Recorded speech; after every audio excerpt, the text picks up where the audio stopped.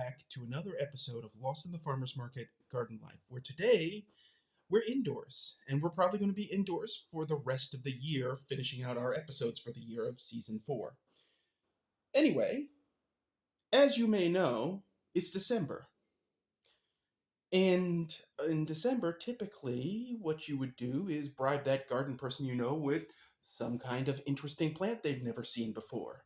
And so, all the following plants are essentially recommendations, but those books on the table around the plant are also suggestions. And if you have any questions about any of them, go ahead and put them in the comments section. So, what is this thing in front of you? Well, its scientific name is Ludisia discolor variety Nigrescens, commonly called Black Jewel Orchid. It is actually an orchid. It's in the orchid family. It's a forelial, but I know some of you are going, but it looks like it's sitting in dirt. Yeah, this is a terrestrial orchid. The for real deal.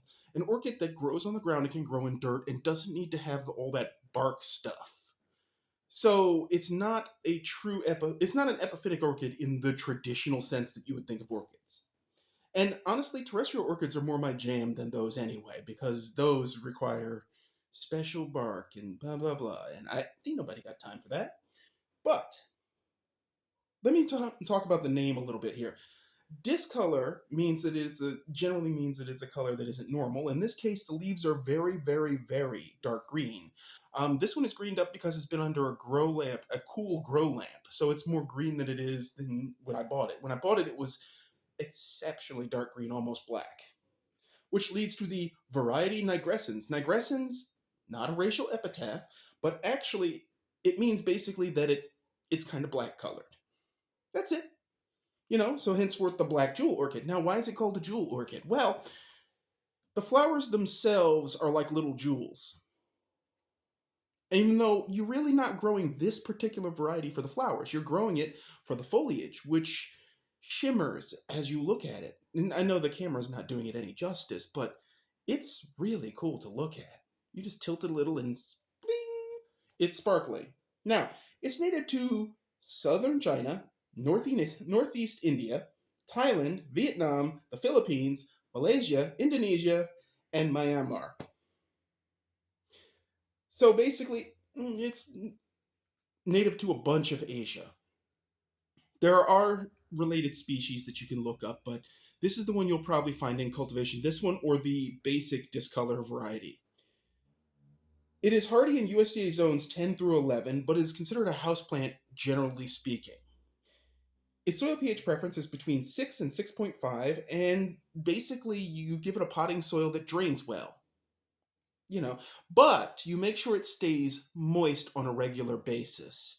And I don't mean sopping wet, but I mean like the soil has to remain moist because it doesn't have as much of a root system as a traditional terrestrial plant, which just means a plant that grows in the ground.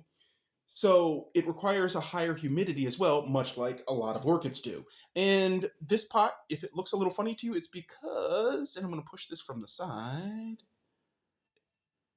You see that? That actually goes on over the top of it and keeps the humidity in. The clay pot radiates the moisture out, and it's a perfect pairing. Now I'm going to put this in my terrarium, which is a little easier to control the humidity in. But also, this orchid has grown a bit since I've had it, and it's exceeding the capacity of that glass dome that would have gone on there. So it prefers an exposure of low to medium light, which means filtered bright light indoors. It will tolerate extremely low light levels, which is unique amongst orchids. Most orchids usually require a certain amount of light to do their best and bloom. This one isn't so picky.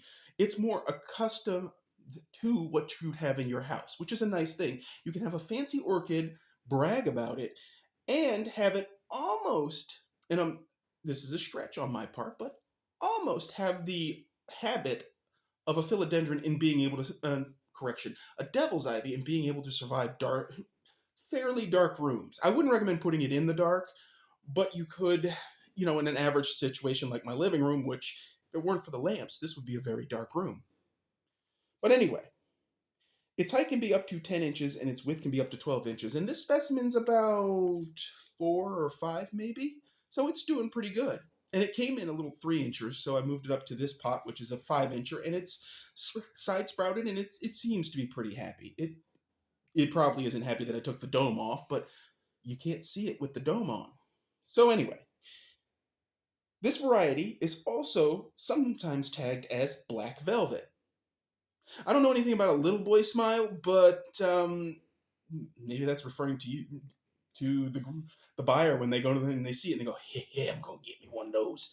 Not sure, but anyway, it is, as I said, a true terrestrial orchid in the sense that it's not that it adapts between the two. It's that it would grow in dirt normally in its native environment. They're ground dwelling, so um, adapt your care accordingly. Now, the key detail about growing this is that it needs humidity and warmth. You can spritz these plants, but I recommend some kind of dome or terrarium because that's just easier to maintain. Now, as for the flowers on this particular species are white, and it flowers in fall, winter, and early spring. Mine is not mature, so I don't expect flowers anytime soon, but then I'm really growing it for that foliage. Oh, that foliage. But anyway, the downside is, unlike its famous cousin vanilla, which comes from an orchid, by the way, it is not in any way, shape, or form edible. So there's that. What are you going to do? You can't have it all. But it is a good plant that you can have for yourself, to bribe those garden friends you know. I mean, why the heck not? You know, this is a lovely terrarium set that actually I got a couple years back at Home Despot. I'm not plugging them there. I'm not sponsored by them. I'm just telling you. But you can find them online at like Etsy and other places. And a simple fish tank can double as an easy terrarium. So you don't have to go fancy on this either. You get one of those bell cloches that goes over it, which is basically a glass dome with a handle. There's a bunch of options. I mean, I know of people who actually use 2 liter bottles with the bottoms cut off to make humidity chambers. Be creative, of course. So that's everything about Ludisia, aka the Black Jewel Orchid. I highly recommend it. I've had mine for about 6 months, and it was a total impulse buy. I'm not ashamed of this. I do recommend it. So, if you have any thoughts about Black Jewel Orchids or orchids in general, please put the comments in the comment section. I love to hear what you guys think. As always, folks, keep them growing. The blog will be back in January at some point, and thanks for watching.